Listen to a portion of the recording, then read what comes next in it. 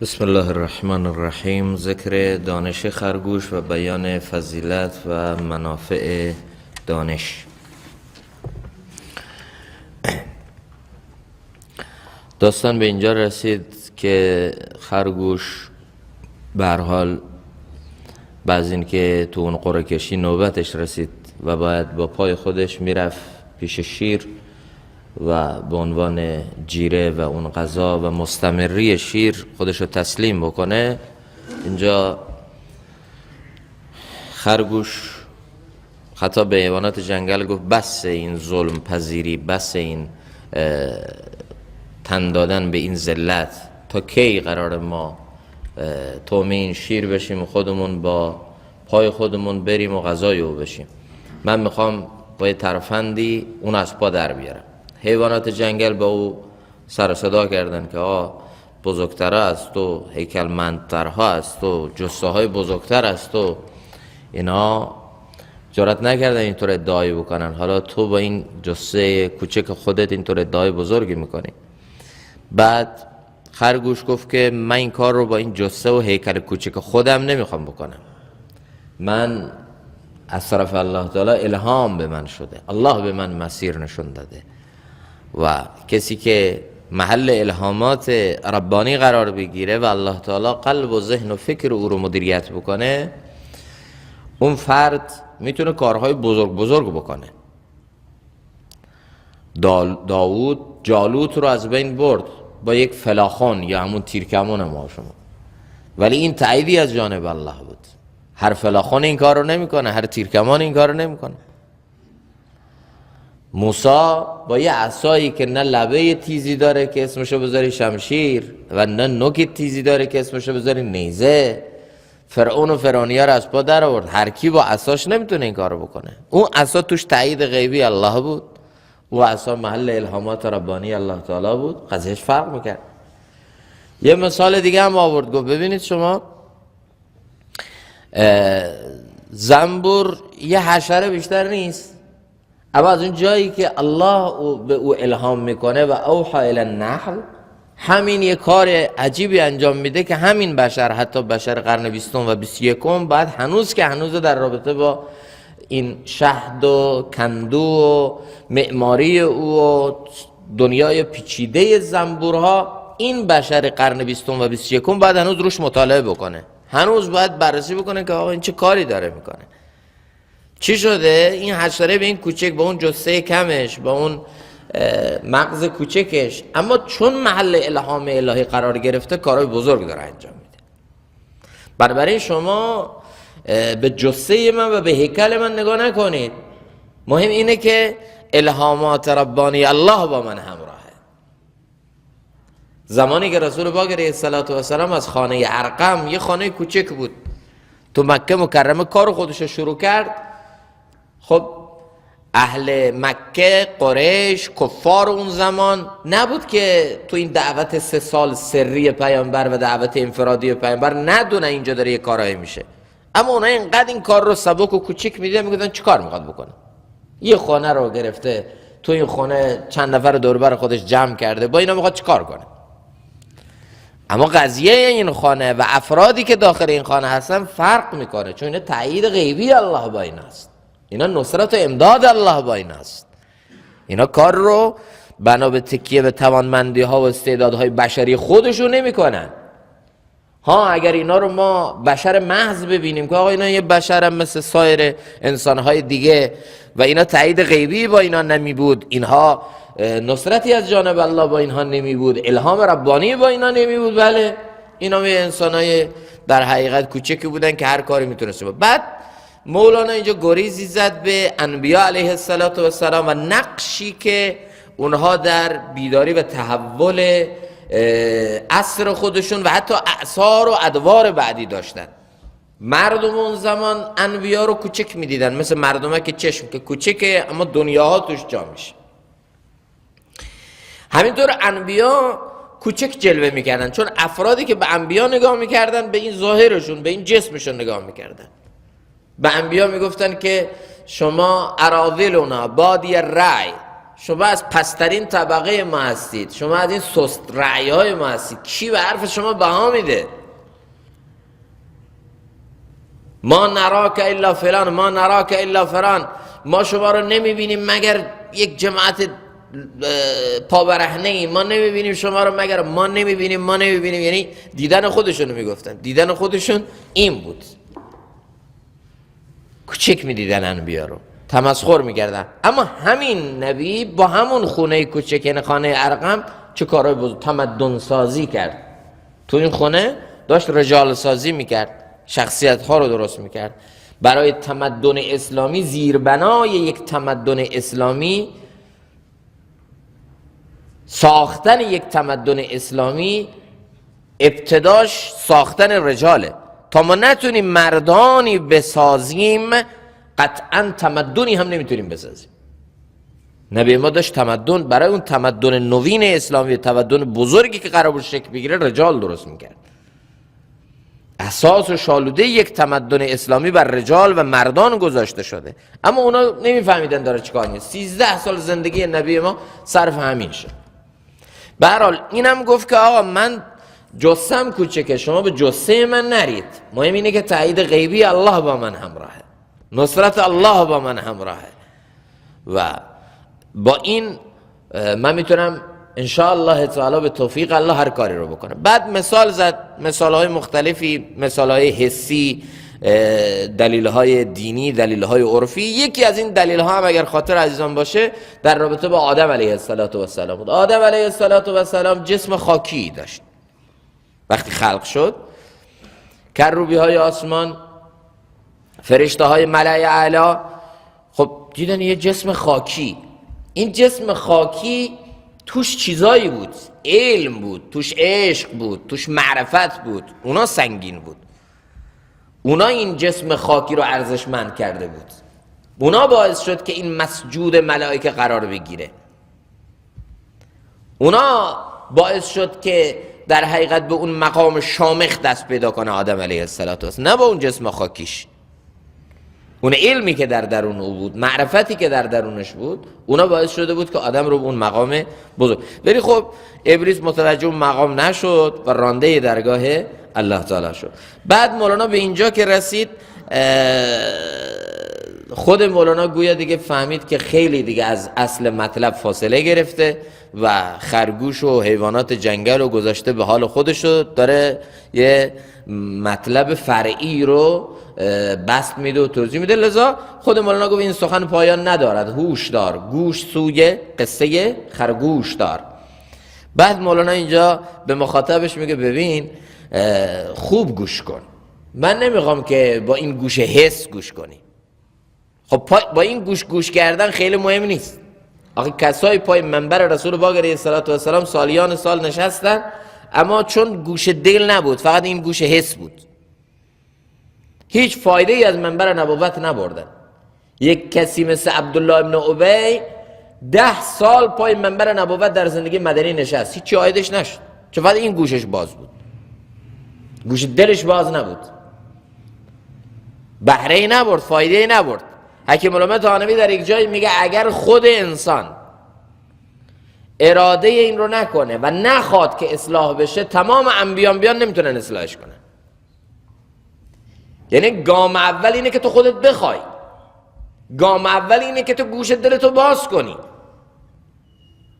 گام اول برای این که انسان بتونه به رشد و تعالی و ترقی برسه اینه که گوش شنوا داشته باشه.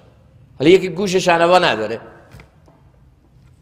بعضی هستن میان در جلسات دینی شرکت میکنن، میرن با یه مصلحی مربی تعلق اصلاحی برقرار میکنن، اما میرن اونجا به جای این که مستمع باشن، شنونده خوبی باشن، میگه گوینده خوبیه. همونجا به جایی که استفاده کنه دنبال افاده است، دنبال هزار وجوده، پر میره. وقتی پره چی باید بهش در حقیقت داده بشه؟ این اصلا با نیاز نمیره، با طلب نمیره، به نیت اصلاح نمیره. چطور میخواد این اصلاح بشه؟ بنابراین گام اول همینه که انسان در او این طلب و انگیزه بیاد با گوش دل واقعا گوش بکنه. این گوش حس اگه باز باشه به این نیت انسان میره که خوبه، صحبتای قشنگ میکنه، میرم یک چیزای گوش میکنم، منم 4 تا حرف قلم به سلمبه یاد میگیرم، منم به قول معروف میتونم برم این طرف مجلس گرمی کنم، منم اطلاعات عمومی میره بالا، منم کیف میده اصلا جلسش. پس انقدر این حظ نفسانی رفته بالا که حتی دین رو هم برای حظ نفسانی میخوایم، منبر رو هم، تریبون رو هم، صحبت دین رو هم برای لذت میخوایم، لذت جویی. کیف نداد امشب را با مگه تو رفته بودی سینما که کیف نداد. یا بعضی هستن به سخنرانان نمره میدن، اون سخن خوب گفت، اون دومیه اون نه چنگ به دل نمیزه. بابا تو اونجا رفتی نمره بدی، اونجا رفتی که به قول معروف سخنران رو ورانداز کنی کی بهتر گفت کی بدتر گفت، یا رفتی به نیت اصلاح، رفتی حرف یاد بگیری و واژگان ذهنی تو به قول معروف پر کنی از کلمات، جملات، اصطلاحات، یا نه واقعا به نیت اصلاح رفتی، به نیت تغییر رفتی. بعضی هستن پای منبرها میرن، تو جلسات دینی میرن، به نیت محاسبه نفس نمیرن. خب حرف گوش میکنن، صحبت گوش میکنن، کتاب میخونن، پای منبر میرن، اما به نیت محاسبه نفس این کار رو نمیکنن، به نیت محاسبه مردم. حالا از جلسه دینی بیرون رفته به جای اینکه یقه خودشو بگیره، خودشو با این سخنرانی یک محکی بزنه و بسنجه آقا من اینایی که گفت الان چقدر تو من هست، کجای زندگیم قابل اصلاحه، کجای زندگیم قابل تغییره، من باید چه بکنم. از در که میره بیرون میگه ها این حرفایی که فلانی میزد همه اینا به همسایه ما میخورد، همه اینا رو تو باجناق ما بود، این خوب گفت، این کاش باجناق امشب میبود اینا رو میشنید، همه مالو بود، هیچی برای تو نبود. یا از اینجا یه حرفا رو یاد گرفته تو خیابان، حالا یقه یکی رو چسبیده. دیروز من رفتم پای منبر فلانی، دیروز من فلان کتاب رو خوندم، با توجه به گفته های اون کتاب شما فاسقید، شما کافرید. حالا بابی از دکانی از تفسیق و تکفیر و نمیدونم تختعه شروع میشه، گیر بازار شروع میشه به قول معروف. مشکل امروز اساسی جامعه ما اینه که میشنویم به نیت اصلاح نمیشنویم، میشنویم به نیت محاسبه نفس نمیشنویم، میشنویم به نیت محاسبه مردم میشنویم. اطلاعات دینیمون بره بالا، مردم رو برانداز کنیم، یا بریم یه جای مجلس گرمی کنیم، اظهار وجود کنیم، چند تا حرف دینی افاده کنیم و بگیم. خب اینا هیچ سودی نداره. تا 10 سال نه 20 سال هم اگر انسان با این نیت بره تو جلسات دینی شرکت بکنه هیچ تغییری توش نمیاد. بله بعد از جلسه دینی من یقه خودم رو بگیرم، این حرفایی که الان اینجا زده شد چقدرش الان تو من هست، چقدرش تو من کمه. استاد ما حضرت مولانا حکیم محمد اختر رحمت الله تعالی علیه می‌فرمایند بعد از نمازها اونایی که خیلی تنبلن، نفسای سستی دارن و نفسای ضعیفی دارن، بعد از نمازها 7 مرتبه لا حول ولا قوة الا بالله رو بگن. خدای هیچ توان و قدرتی بر انجام طاعت و ترک معصیت نیست مگر به توفیق تو. خدای من به خیلی گناه ها گرفتارم، نفس من به من مسلطه، نفس من شومه، نفس من خدای بده، نفس من همه رذایل همه بدی ها توش هست. خدای من از این نفس به تنگ آمدم، خدای تو نفس من این گناه ظاهره این گناه باطنه هست، خدایا به من توفیق بده من این گناه رو ترک کنم. حالا دعا بعد از اون گناه های زندگیش رو لیست کنه، گناهان ظاهره و باطنه اینا رو لیست کنه، بعد ببینه برای نفسش کدوم آسان تره، یکی رو ترک کنه. از یه جای شروع کنیم ترک کنیم، رفته یه روزی میرسه که انشالله توفیق پیدا میکنه کل گناهان ترک میشه. یا آقا در رابطه با بزرگان ما آمده که گاهی آقا تعلیف، تصنیف، تبلیغ، کل خدمات دینی همه رو ترک کردن، رفتن تو اتاق نشستن، در قفل کردن، خودشون رو محاسبه کردن آقا از سنت های پیامبر چقدر تو زندگی من هست و چقدر نیست، این سنت ها رو من تو وجود خودم زنده کنم. خودشون رو محک زدن، خودشون رو برانداز کردن. ما تا یک کتاب میخونیم به خاطر یک خلاف اولا، به خاطر یک سنت زوائد میریم یقه مردم میگیریم، کلی جنجال درست میکنیم، ولی سنت های مؤکده پیامبر از ما ترک شده. سنت های اصلی عبادی از ما ترک، سنت های زوائد به مردم گیر میدیم.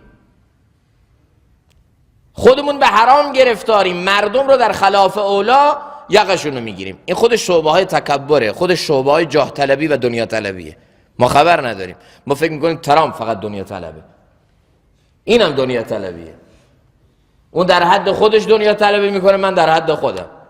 نفس ما کمتر از فرعون نیست. اینم یه نوع تفرعونه برای نفس ما. به هر حال مولانا اینجا که میرسه میبینه مستمعش فقط گوش میکنه، با اون طریقی که او دوست داره گوش نمیکنه. بنابراین خطاب به مخاطب خودش مولانا میگه گوش خر بفروش و دیگر گوش خر. خب مولانا میگه گوش خر بفروش و دیگر گوش خر، که این سخن را در نیابد گوش خر. مولانا میگه اون گوش حیوانی رو، اون گوش بهیمی رو، اون گوش رو که حیوانات هم دارن، اون گوش رو بفروش. نه، گوش خر بفروش و دیگر گوش خر، به گوش دیگه ای بخر. گوش دل و در حقیقت اون گوش حقیقت بین، اونو در حقیقت در خود تقویت بکن. گوش خر بفروش و دیگر گوش خر، که این سخن را در نیابد گوش خر. یکی هست که سخن باید دلپذیر باشه، یکی دیگه هست که دل باید سخن پذیر باشه. تا وقتی دل سخن پذیر نیست، هیچ صحبت دلپذیری توش جا پیدا نمیکنه. بزرگان ما قبل از اینکه به جلسات دینی میرفتن خوب استغفار میکردن، این جلسه رو عبادت میفهمیدن و میرفتن، به نیت اصلاح میرفتن. حضرت مفتی محمد تقی عثمانی در رابطه با پدر خودشون حضرت مفتی محمد شفیع عثمانی میگن ایشون خب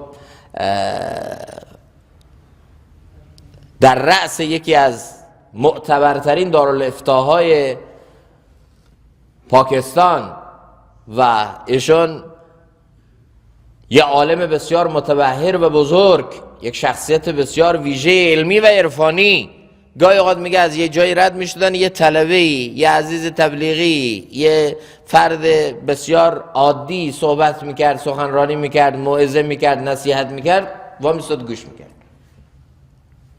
میگه اطرافیان سوال میگن حضرت شما خودتون استاد حدیث، شما خودتون ماشاءالله عالم، شما خودتون عارف، این طلبه یه داره صحبت میکنه، شما چرا گوش میکنید؟ میگه نه، ولا تحقرن من المعروف شیئا، هیچ نیکی رو کم نفهمید. شاید همین یه صحبتی بکنه الله تعالی یه صحبتی رو بر زبان این جاری بکنه که زندگی منو متحول کنه.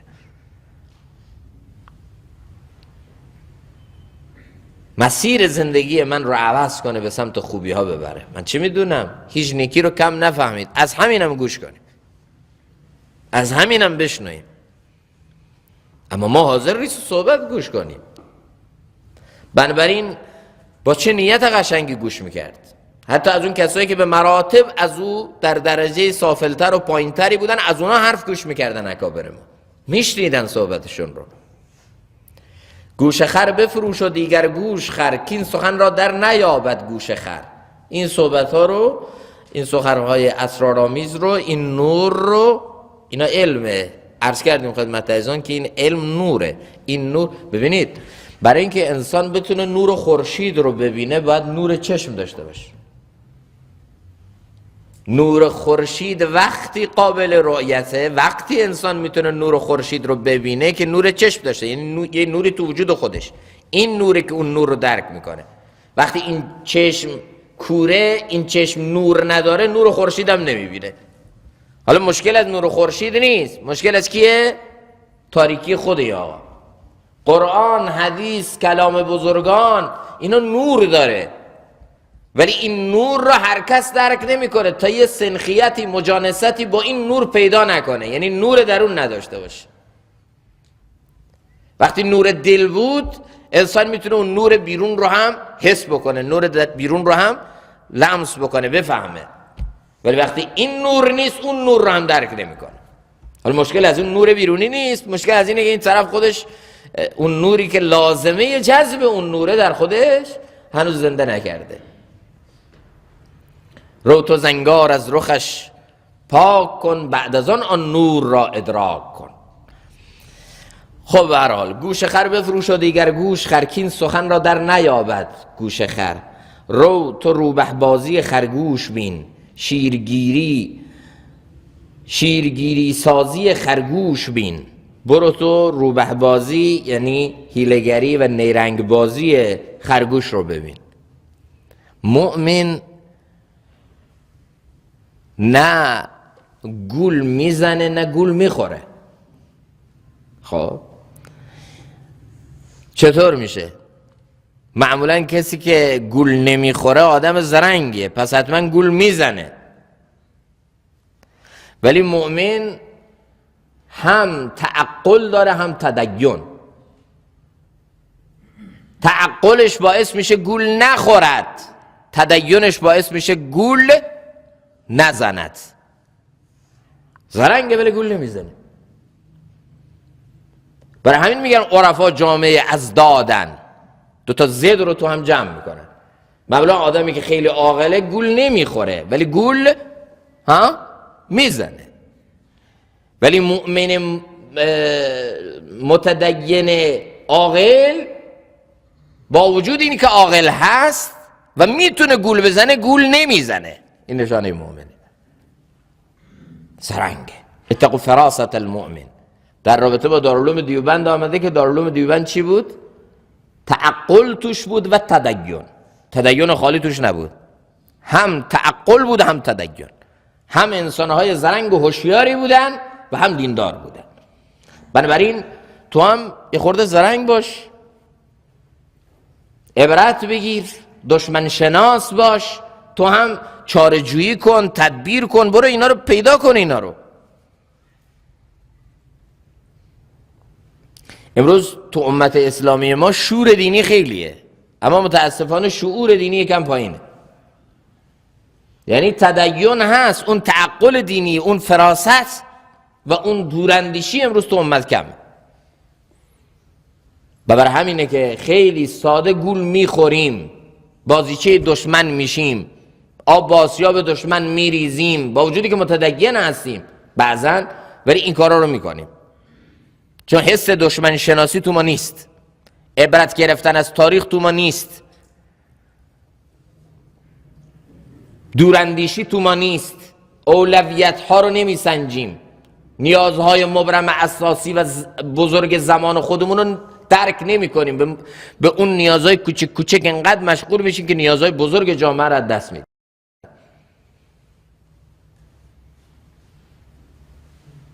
اینا باید تو ما باشه. بنابراین مولانا همینو میگه، رو تو روبه بازی خرگوش بین، برو نیرنگ بازی خرگوش رو ببین، شیرگیری سازی خرگوش ببین، ببین که این خرگوش چطور شیری رو از پا در آورد. اینا رو دقت کن. خاتم ملک سلیمان است علم. حالا مولانا میخواد فضیلت علم رو بیان کنه. ببینید باید علم باشه. گفت جلوتر هم گفت که اگر آدم مسجود ملائکه شد معلمش الله بود و اولین چیزی که بهش عنایت کرد علم بود. علم چیز خوبیه. بنابراین میگه چی؟ خاتم ملک سلیمان است علم. علم به منزله نگین انگشتری سلیمان نبی است. جمله عالم صورت و جان است علم. تمام در حقیقت این عالم یک صورت ظاهریه و جان این عالم همون علمه، روحش علمه. آدمی را زین هنر بیچاره گشت، خلق دریاها و خلق کوه و دشت. تمام مخلوقات دریا، کوه و دشت، همه اینها به تسخیر انسان در آمدن در اثر همین علم. رو پلنگ و شیر زو پلنگ و شیر ترسان همچو موش، زو نهنگ بحر در صفرا و جوش. همه از انسان میترسن، شیر و پلنگ خشکی، نهنگ دریا، اینا در تب و تابن، در پریشانی هن، چون انسان حیوان ناطقه، چون درش عقلانیته، درش علمه. زو پری و دیو ساحل ها گرفت، هر یکی در جای پنهان جا گرفت. دیو و پری از ترس انسان سواحل دریاها رو برای مسکن انتخاب کردن، چون قبل از انسان ها جنیات روی کره زمین بودن. انسان که آمد اونها به سواحل، کرانه ها، به جاهای مختلف رانده شدن. هر یکی در جای پنهان جا گرفت. آدمی را، حالا چون بحث دشمن آمد، مولانا باز گریزی میزنه از اصل داستان به یک جای دیگه. ببینید همونطور که ما با علم خودمون باعث شدیم که جن و پری و نمیدونم حیوانات و خشکی و دریا از ما بترسن و یه جورایی ما رو دشمن بفهمن، توی انسان هم بفهم که دشمن زیاد داری، دشمنان پنهان و سری. آدمی را دشمن پنهان بسیست، آدمی با حذر عاقل کسیست. انسان دشمنان پنهانی فراوانی داره، مثل هواهای نفسانی درون خودش، مثل انسانهای شیطان صفتی که با اون چهره زشت و کریه خودشون رو پشت لبخندها مخفی میکنن و حقیقت بد خودشون رو با ظاهر نمایی ها مخفی میکنن. اونا رو تو باید بشناسی. آدمی را دشمن پنهان بسیست، آدمی با حذر، انسانی که محتاطه، با حذره، عاقل کسیست. این واقعا خردمنده. خلق پنهان زشتشان و خوبشان، میزند بر دل به هر دم کوبشان. مخلوقات پنهانی، شیاطین، فرشته ها. شیاطین القاءات غلط میکنن، وسوسه های بد میکنن به دل انسان. فرشته ها دل انسان رو مایل میکنن به خوبی ها، دل انسان رو مایل میکنن به ارزش ها، به سمت چیزای خوب. خلق پنهان مراد از همین شیطان یا فرشته است، یا انسانهای شیطان صفت و انسانهای فرشته خو. اینا دور و برت هستن. اینا هر دم وسوسه و الهام اینها به تو سرایت میکنه.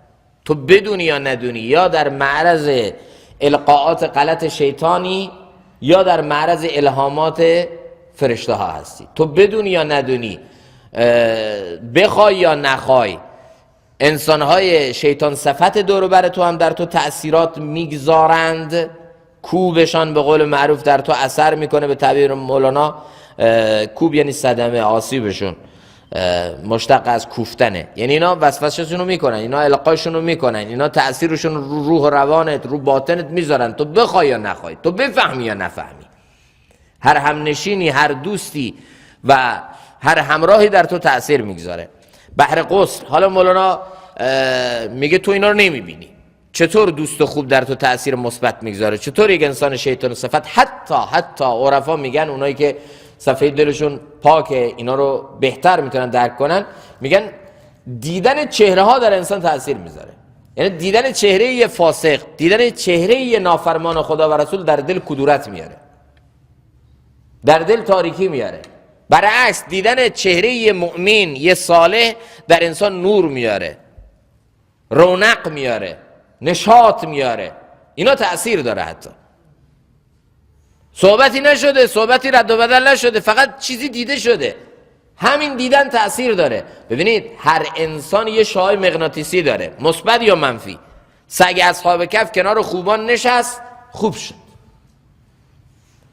پسر نوح با بدان بنشست، حتی خاندان نبوت بود ولی به نتیجه نرسید، فایده براش نداشت، با بدان نشست. او شعاع مغناطیسی درش تأثیر منفی گذاشت. بنابراین مواظب باش، تو هر لحظه در معرض القاءات غلط شیطان میتونه قرار بگیری. چطور؟ فاذلهم الشیطان به بعض ما کسبوا. وقتی انسان گناه میکنه، زمینه القاءات و نفوذ شیطان در خودش رو بیشتر فراهم میکنه. شیطان بیشتر اون رو میلغزونه، شیطان تسلط بیشتری بهش پیدا میکنه. برای همینه که عرفا میگن هر گناه دیگری رو میاره. هر گناه زمینه نفوذ شیطان، زمینه تسلط نفس رو در تو بیشتر ایجاد میکنه، اونا رو بر تو جریتر میکنه، مقاومت تو رو کمتر میکنه. و بالعکس هر نیکی میاره، هر طاعت میاره. شما امتحان کن، اول صبح که بلند میشه نماز صبح تو بخون، بعد بگو یاسینم میخونم، بعد بگو آقا اذکار صبح شام میگم، بعد میبینی هی پشت سر هم زنجیروار خوبی پشت خوبی، تا ظهر میبینی همه چیز به خوبی رد شد، خوب شروع شد. اینا به هم مرتبطی نیست؟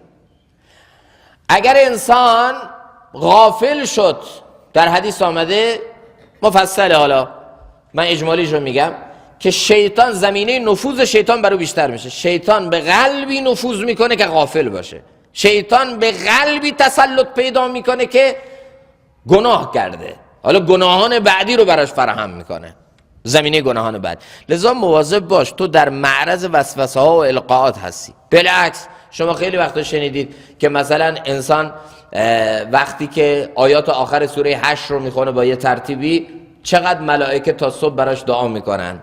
نه؟ وقتی انسان در حقیقت فلان عبادت رو میکنه، ملائکه باش همراه میشن، هی به سمت خوبی ها قلبش رو سوق میدن، روح و روانش رو میل میدن. اینو من دارم ایجاد میکنم. حالا ما اینا رو نمیبینیم، چون نمیبینیم دلیل بر این نیست که اینا نیستن، هستن. مثال میاله مولانا، میگه ببین بحر غسل در روی در جویبار، بر تو آسیبی زند در آب خار، گرچه پنهان خار در آب است پس، چون که در تو میخلد دانی که هست. خود تو مینداز تو آب زلال تمیز هیچی هم نیست، یه مرتبه بینی یه خاری در تو خلید و فرو رفت، احساس درد کرده، ها زیر این خبرهایی بوده. وقتی اون فرو میره تو بدن درد ایجاد میکنه، تازه حس میکنی بله زیر آب یه خبرهایی بوده. حالا یه وقتایی هست ما احساس نمی کنیم که اون القاءات شیطانی چطوریه، اون الهامات ربانی توسط ملائکه چطوریه، ولی اینا به وجود میاد. این حدوث اندیشه ها، این خیالات خوب یا بد، اینا مسبوق به یک سابقه ایه. تو باید بدونی که پشت سر یه قضیه‌ای بوده که این الان فکرت رفته این سمت. همونطور که سوزش بدن تو وسط آب با یه چیز تیز خراشیده میشه، خاری مثلا درش فرو میره، بعد ما تازه متوجه میشیم که یه تأثیری توش بوده. همونطور در عمق روح ما و روان ما یک تأثیرها به انفعالات خوب یا بد احساس میشه. از چیا؟ از همین شیاطین، یا از همین فرشته ها، یا از انسان های شیطان صفت، یا از انسان های خوب. برای همین مولانا الیاس رحمت الله تعالی علیه در ضمنی که کار دعوت رو میکرد، بعد از گذر ایامی یه مدتی که میگذشت، باز 2 مرتبه پیش شیخش میرفت، مولانا عبدالقادر رایپوری. میگه والا اون تأثیرات منفی و غلطی که از محیط، از همنشین‌های بد، از نمیدونم القاءات غلط در من ایجاد شده، حالا بیام اینا رو پاک کنم، این غبار رو، این زنگار رو دور کنم، 2 مرتبه برم و اون مسیر دعوت خودم رو ادامه بدم. خارخار وحی ها و وسوسه از هزاران کس بود، نه یک کسه. ببین این پریشانی خاطر و تشویش هایی که گاهن بر اثر الهامات ملکی یا وسوسه های شیطانی در دل وارد میشه، اینا از یه جا نیست، از یه نفر نیست. ببین طرف میبینی به زنا گرفتار شد، این با یه نفر به زنا گرفتار نشد. وقتی گذشته اینو مرور کنی میبینی این یه زنجیره‌ای بوده تا اینو به اینجا رسونده. چطور؟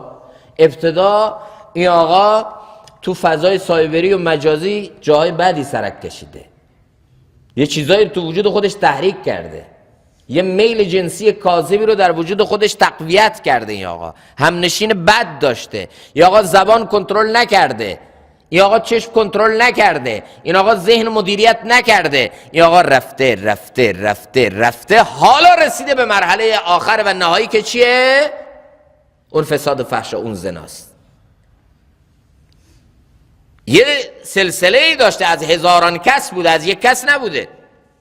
یعنی این آقا در مرحله آخر به این فساد گرفتار شده. یه معتاد میشه، یه نفر رو معتاد نکرده. این حاصل همنشین هاست، حاصل محیط هاست، حاصل وسوسه هاست، حاصل یه سابقه غلطه. گذشته تو ورق بزن، تو با 100 نفر 1000 نفر سر و کله زدی تا حالا معتاد شدی، به این درجه رسید. حالا در حقیقت به این مرحله زشت و بد رسیدی. مواظب باش،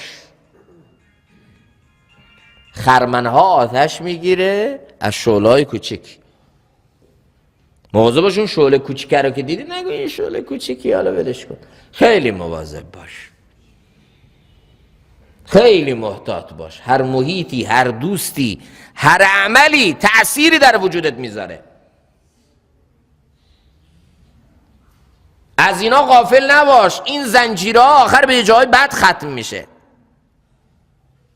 بنابراین باش تا حسهای تو مبدل شود. باش یعنی صبر کن، صبر کن یعنی مجاهده کن. مولانا میگه حالا ها مجاهده کن، بذار اون قوه مدرکه تو معنوی تو در تو رشد کنه، با ریاضت ها، با مجاهدت ها، با قربانی ها. بذار صفحه دلت تمیز بشه، بذار کدورت های باطنت بره.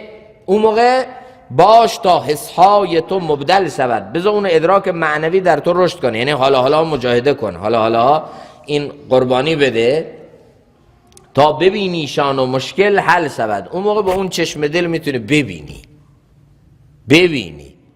حضرت عثمان یک فردی رو دید وارد جلسه شد که چشم چرانی کرده بود، وارد جلسه شد. تا حضرت عثمان دید فوری فرمود وای بر اون قومی که از چشمان اونها زنا میباره. یعنی دید، اولین دیدار فهمید. یا در رابطه با امام ابو حنیفه رحمت الله تعالی علیه مشهوره که ایشون از آب مستعمل، از آب وضوی افراد، الله تعالی اون حس معنوی رو انقدر درش رشد داده بود که از این آب مستعمل گناهانی که شسته میشد، طبق حدیث آمده گناهان شسته میشد با آب وضو، اون گناهان رو حس میکرد. این حاصل چیه؟ حاصل همین مبدل شدن، حاصل عوض شدن این حساس. حس معنوی انقدر درش رشد کرده که حالا همنشین رو میبینه، اثر گناه رو میبینه، حالا اثر بدی رو داره حس میکنه، با تمام وجود لمس میکنه. داره چه اتفاق میفته از فلان محیط، از فلان دوست، از فلان عمل، چه اتفاقی داره میفته، اون رو تو درون خودش کاملا حس میکنه. اصلا باش تا حسهای تو مبدل شود، تا ببینی شان و مشکل حل شود، تا سخنهای کیان رد کرده ای. اون موقع که این حسهای تو مبدل شد و تو این قابلیت رو در خودت ایجاد کردی، اون موقع میبینی سخنهای چه کسایی رو رد کردی تا کیان را سرور خود کرده ای و چه کسانی رو به عنوان بزرگ خودت قبول کردی، اونا رو سرمشق و الگو قرار دادی، چه کسایی رو رد کردی و قبول نکردی. اون موقع تازه متوجه میشه. باز طلبیدن نخجیران از خرگوش سر اندیشه اون رو. تا اینجا مولانا فضیلت علم رو گفت در لابلای داستان خرگوش و حالا باز میخواد برگرده به داستانش، اما خیلی هم مطمئن نشید، چون مولانا عادتش همینه که یه دو بیت که میخونه بعد یه مبحث اخلاقی یا عرفانی که گیرش میاد باز اون مطلبش رو توضیح میده. چون از نظر مولانا داستان فقط یه ابزاره برای تفهیم مطلبش. مثل این که قرص میخوام به بچه بدن، بچه قرص نمیخوره، تلخه، میان چی کارش میکنن؟ یه طعم دهنده های مجاز بهش قاطی میکنن با طعم آلبالو. بچه حس میکنه داره چی میخوره؟ بگید آلبالو میخوره، ولی در این حال داره چی میخوره؟ قرص میخوره. مولانا داره قرص معنوی خودشو با طعم داستان به خورده مخاطب میده. میبینه ما همینطوری شاید حرف دین رو گوش نکنیم، برامون یکم سخت باشه، نیست؟ میگه بذار شیرینش کنم به خوردش بده. بنابراین باز میخواد به داستان برگرده. باز طلبیدن نخجیران از خرگوش سر اندیشه اون رو. بعد از آن گفتن کای خرگوش چست. نخجیرا تا اینجا قبول کردن که زبر و زرنگیه. نه، مثل یه چیزایی تو کلش هست. بعضی این حرفایی که خرگوش زد و نطق به قول معروف قهرمانانه خودش رو ایراد کرد، گل جثه منو نخورید، تو این جثه کوچک علم بزرگیه، فکر بزرگیه، الهام ربانیه. بعد نه، این حرفایی که میزنه واقعا هم به هیکلش نمیخوره. تا اینجا فقط فهمیدن که آقا آدم زبر و زرنگه. برای چی میگن؟ بعد از اون گفتن کای خرگوش چست، ای خرگوش چست و چالاک، ای زرنگ، در میان آران چه در ادراک توست. چی تو کلت میگذره؟ به ما هم بگو. چطور میخوای شیر از پا در بیاری؟ بگو، همون طرحت و نقشت و برنامه‌تو به ما هم در میون بذار. ای که با شیری تو در پیچیده‌ای، بازگو رأیی که اندیشیده‌ای. ای کسی که میخوای با شیری دلاویز بشی و با شیری میخوای خودتو درگیر بکنی، برای ما هم تعریف کن که چه تدبیری میخوای بکنی، چه کاری میخوای بکنی. ما قبول کردیم تو تدبیر میخوای بکنی، تو علم داری، تو آدم زرنگی، تو الهام ربانی داری، ولی خب میخوای چه کار کنی؟ چی تو کلت میگذره؟ همونو به ما بگو. مشورت ادراک و هوشیاری دهد. بعد فهمیدن که آقا این آدم منطقیه، باید اینو با یه منطقی قانع کنیم. بنابراین اینا آمدن گفتن آقا پیامبر مگه نگفته مشورت کنیم؟ قبول، تو محل الهامات ربانی هم هستی، تو عاقل هم هستی، تو زبر و زرنگ هم هستی، ولی مگه قرار نیست مشوره کنیم؟ پیامبر که وحی بهش میشد مشوره میکرد و شاورهم فی الامر. خب تو هم مشوره کن با ما، چرا مشوره نمیکنی؟ مشورت ادراک و هوشیاری دهد، عقلها مر عقل را یاری دهد. مشورت کردن با مشورت کننده درک و هوشیاری میده، یعنی ضریب هوشی تو میبره بالا، ضریب خطا رو میاره پایین، عقل به عقل متصل میشه، زوایای پنهان یک قضیه رو که تو ندیدی یکی دیگه میبینه، به یک درک بهتری از اون قضیه میرسی، مشوره نهایتا فیصله بهتری میتونی بکنی. بنابراین مشوره کن. مشورت ادراک و هوشیاری دهد، عقلها مر عقل را یاری دهد. گفت پیغمبر بکن ای رایزن، مشورت کل مستشار و معتمن. پیغمبر فرموده ای مشورت کننده مشوره کن، چرا که مشاور امینه، مستشار معتمنون و اون مشاور امین هست. اشاره به همون حدیثیه که المستشار و معتمنون. رسول پاک فرمودن که کسی که مورد مشوره قرار میگیره باید امین باشه. معنی کردن خرگوش راز را از ایشان، ولی خرگوش رازشو به اینا نمیخواد بگه، خیلی زرنگه. عرض کردیم خدمت عزیزان آسیبی که امروز گرفتار ما امت شده قشری نگری ماست، سطحی نگری ماست. یه چیزی رو از دین میفهمیم فوراً به همون میچسبیم و نمیگیم شاید ما سطحی به این قضیه نگاه کردیم. یه بدبختی که امروز جامعه ما گریبانگیرشه، جامعه ما دچار افراط یا تفریطه و اون مسیر اعتدال رو از دست داده. علتش همینه، سطحی نگری، قشری نگری، ظاهر بینی. یه چیزی میبینیم فوراً میخوایم بهش عمل کنیم، تا عمق این قضیه رو مثلا نفهمیدیم چیه. یه نیمه ملایی که فقط خودش خونده بود از پیش خودش و در حقیقت علم تفقهی نداشت و اون ژرفکاوی در علم نداشت، خودش چند تا کتاب خونده بود رفته بود یه جای ملا شده بود. میگه نیمه ملا خودش خیلی خطرناکه، دشمن دین ایمانه. رفته یه جایی، بعد اتفاقا بیچاره اونجا که رسید یکی مرد تو این روستا.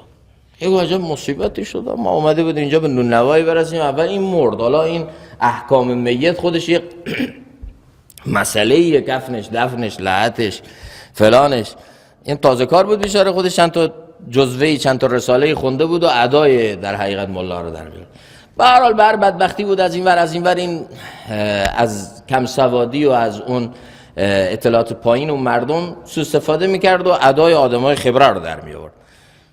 همه چیز داشت خوب پیش میرفت، نماز جنازه هم خوند و به هر حال کفنش هم به هر طریقی بود کرد و موقع دفن که شد گفت یکم پهن بیارین. پهن بیاریم؟ گفت که بله پهن بیاریم، ترم باش، پهن فضله حیوان، کود حیوانی بیاریم، ترم باش، خوش نباش. یعنی چی؟ این چه کاریه؟ گفت مستحبه که لحد رو با پهن تر پر کنیم. یا الله، دیگه مردم حرفش گوش کردن، رفتن پهن پیدا کردن و از نوع چیش ترش آوردن و به هر حال خواستن به هر حال اینو ببنده. یکی تو اینا آدم عاقل تری گفت هر چی میگه ما دنبالش افتادیم، این چیه؟ این که نجاسته، این که بدیه، چرا پهن تر رو مرده میریزن؟ رفت پیشش گفت ببخشید جناب این از کجا در آورده شما؟ گفت تو کتاب آمده. کجا میشه همون کتاب من نشون بدی؟ گفتم بله. کتابو نشون دادن، دید تو کتاب نوشته که مستحب است که لحد پهن‌تر باشد، که خود پهن‌تر باشه، وسیع‌تر باشه. اینو خونده بود چی؟ پهن تر باشد. رفته بود به ملت گفته بود آقا بریم پهن تر پیدا کنی که ما می‌خوایم یه مستحب بیارم تو این لحد اجرا کنی. فاتحه مردشون رو خوند. حالا این قشری نگری و این سطحی نگری در دین چه آفت‌هایی رو میاره؟ بله پیامبر گفته مشوره کنید، اما چطور مشوره کنیم؟ این خرگوش زرنگه، یکم عمقی نگره. مولانا اینو میخواد بگه که یه آفتی که امروز گرفتار جامعه ماست همینه، سطحی نگری، قشری نگری، یه اطلاعات خام و ناقص. هر کی هر چی میشنوه فوراً بدون این که یه شناخت و درک درستی از دین داشته باشه، فوراً میبینی خودش شروع میکنه به عمل کردن، خودش شد حزب، خودش شد فرقه، خودش شد نمیدونم عجیب. که چی؟ من کتاب خوندم. کسی حق داره کتاب بخونه، قانون اساسی رو بخونه، ادای قاضی رو در بیاره؟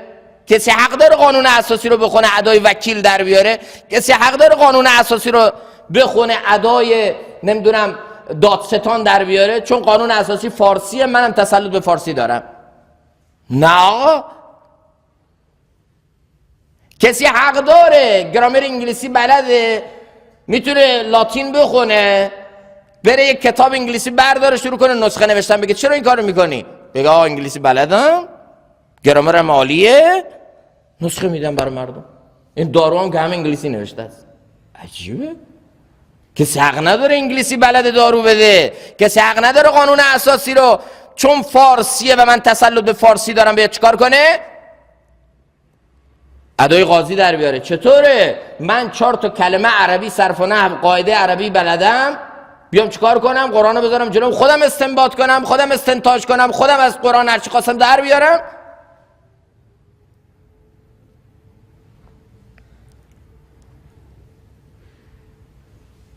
یکی آمده بود قرآن اصلاح میکرد، از همین نیمه ملاها قرآن رو. چطور؟ گویا آیه رسید که خر موسی صعقا. موسی که خر نداشته، اون کی خر داشته؟ بگید کی خر داشته مشهوره؟ عیسی. گفتن آقا این خر موسی رو بکنید خر عیسی. خر عیسی بود، این مشهور ضرورالمثله، گرفتن اصلاحش کرده. یه جایی خوند فعاصا آدم. از تو انبیا کی عصا داشته و عصاش مشهوره؟ بگید حضرت موسی عصا داشته، آدم کجا عصا داشته؟ این فعاصا آدم رو بکنید فعاصا موسی. شغلتنا انفسنا، مگه قرآن هم غلط داره؟ اینو درست کنید، شدرسنا انفسنا. یه دسته ایتوری سراغ دین رفتن. خرگوش اینا یه ظاهر دین رو بهش گفتن مگه پیامبر نگفته مشوره کنی؟ خب بیا مشوره کنیم دیگه. ولی خرگوش دارم گفت هر رازی نشاید باز گفت، جفت تاق آید گه تاق جفت. گفت پیامبر گفته مشوره کنید، ولی تو عمومیت مشوره یه جای تخصیصایی هم هست. پیامبر خودش رازها رو مخفی میکرد. مثلا پیامبر وقتی میخواست لشکری رو به جایی بفرسته، اول نمیگفت که شما قرار کجا برید، کجا منزل بگیرید، مسیر شما کجاست. این راز رو مخفی میکرد. نامه میداد، میگه نامه رو کجا باز کنید بخونید، مسیر اونجا مشخص بشه تا این تاکتیک جنگی و این راز ما لو نره. خب این کارم پیامبر کرده. ولی ما تفقه تو دین نداریم، فقه سینه نداریم، ما نمیدونیم، رازهامون هم میایم برملا میکنیم. بنابراین گفت هر رازی نشاید باز گفت، جفت تاق آید گهی گه تاق جفت. گاهی جفت تاق میاد، گاهی تاق جفت میاد. به هر حال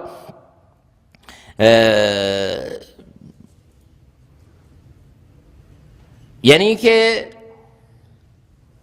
گاهی افشای راز درسته، گاهی خوب در میاد. رازتو به یکی میگین، مشوره خوبی میده و کار درست میشه. یه وقتایی هم هست رازتو به یکی گفتی خودتو بیچاره کردی و ممکنه که چکار کنی این رازت هی بره بره بره به گوش دشمنت برسه، بعد تباهت میکنه.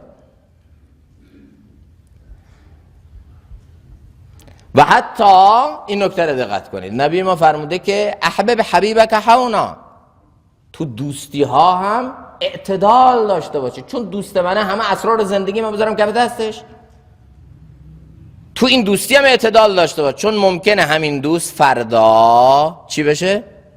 دشمنت بشه. همه اسرار زندگی تو، همه در حقیقت چیزی که تو زندگیت هست همه رو به غربال نریز جلوش.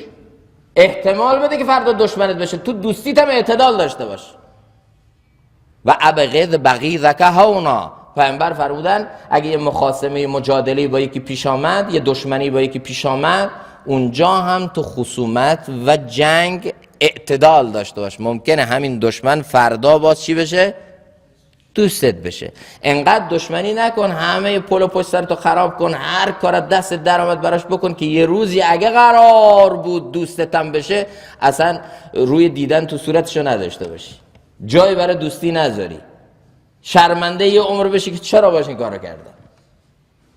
ما متاسفانه اینو نداریم. وقتی دوستی میکنیم بگید یه دوستی افراطی، یه دوستی بی حد و حصر. وقتی هم دشمنی میکنیم دشمنی باز از حد و حصر گذشته. قرآن برای دشمنی هم حد تعیین کرده، حدیث برای دوستی و دشمنی هم حد تعیین کرده. ولا یجرمنکم شنآن قوم الا الا تعدلوا اعدلوا. تو شنآن، تو دشمنی دشمن، تو بدی دشمنم اعتدال و عدالت رو از دست نده. اونجا مواظب باش، برای دشمنیت هم حد داشته باش. لیس المؤمن باللعان ولا الفحاش. تو دشمنی لعن، تو دشمنی فحاشی، اینا نباید باشه. درست الان با هم دیگر توی مسئله به مشکل خوردین، الان به ظاهر با هم دیگر حرفتون رو هم نمیره، ولی دلیل نیست فحش بدید، دلیل نیست لعن کنید، دلیل نیست از حد عدالت بگذری که دشمن منه. باشه دشمنت، اعتدال داشته باش. دوستته، باشه دوستت. قرار نیست اسرار زندگی تو، رمز و رموز زندگی تو همه رو بهش بدی. طرف دوستش بوده، سند خانه‌ش رو به نامش زده، سند ماشینش رو به نامش زده، اسرار زندگیش رو، یه روزی دوستم همه رو برداشته و چرا این کارو کردی؟ به خدا دوستم بود، رفیق. خب دوستت رفیقت، برای کی گفته اینقدر دوستی؟ اینقدر دوستی رو از کجا تو آوردی؟ حضرت عمر میگه دوستی کنید مثل دوتا برادر، معامله کنید مثل دوتا اجنبی و بیگانه.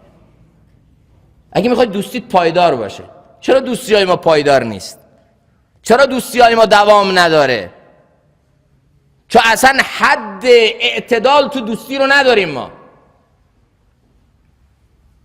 میخواد مشوره بکنه تو یک امری، آقا همه اسرار زندگی تو جلوی نریز، دلیل نداره چون دوستت همه ریز و درشت زندگی تو بذاری جلوش. یه جایی رو نگه دار، یه چیزایی رو نگه دار. بنابراین گفت هر رازی نشاید باز گفت. خرگوش چی بود؟ آدم زرنگی بود، نیست؟ گفت هر رازی نشاید باز گفت، جفت تاق آید گهی گه تاق جفت. از صفا گردم زنی با آینه، تیره گردد زود با ما آینه. اگر روی آینه ای که از این آینه دیگه رفیقتر کسی نیست، تو همین آینه بیا چیکار کن؟ نفس بزن، یه نفس بکش، همین تیره میشه. یه وقتی از رازتو به دوستت میگی، دوستی تیره میشه. چطور؟ اون دوست به وسوسه میفته. اینقدر پول داره این؟ بچه به منم چی نمیگه؟ چی کارش کنم حالا اینو بپیچونم؟ خودت زدی دوستی تو تیره کردی. کی گفت بیایی تمام ثروتت و داراییتو چون دوستت بهش بگی؟ دوستشه. گاهی وقتا این در حقیقت بدی رو به جایی میرسونه، رسوایی رو به جایی میرسونه که اسرار ریز و باریک زناشوییشو میاد به نزدیکترین دوستش میگه. کی گفته تو اینا رو بگی؟ خود به خود ببینید حضرت یوسف خواب دید، خواب قشنگی هم دید، اما اولین توصیه که بهش پدرش کرد چی بود؟ خواب تو به برادرات نگو، مواظب باش، حسادت تو اونا تحریک نکن، باعث نشه اونا برات توته بکنن. قرار نیست این راز رو فاش کنی به همه بگی. خواب دیدی به کسی نگو، باشه برادرت، ولی راز تو به کسی نگو. از صفا گردم زنی با آینه، تیره گردد زود با ما آینه. یا اینکه این دوست تو میاد، اینو میاد، اونم یه دوستی داره. دوست تو چیه؟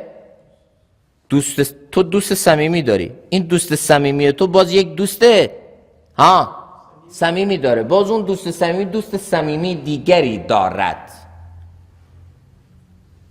من به ننم گفتم، ننم به خالم گفت، خالم به عالم گفت. چند تا واسطه این وسط بود؟ بگید. من به ننم گفتم، ننم به خالم گفت، خالم زحمت کشید به عالم گفت. یه وقتی صبح بلند میشی میری تو شهر، رازی که دیشب تو اینجا تو خونه پچ پچ کردی، میری اوه تمام سرتیتر خبری این جامعه شده، همه خبر دارن. از صفا گردم زنی به آینه این همینطور دوست دوست دوست دوست، یه وقتی تو همین سلسله به گوش دشمنت هم میرسه.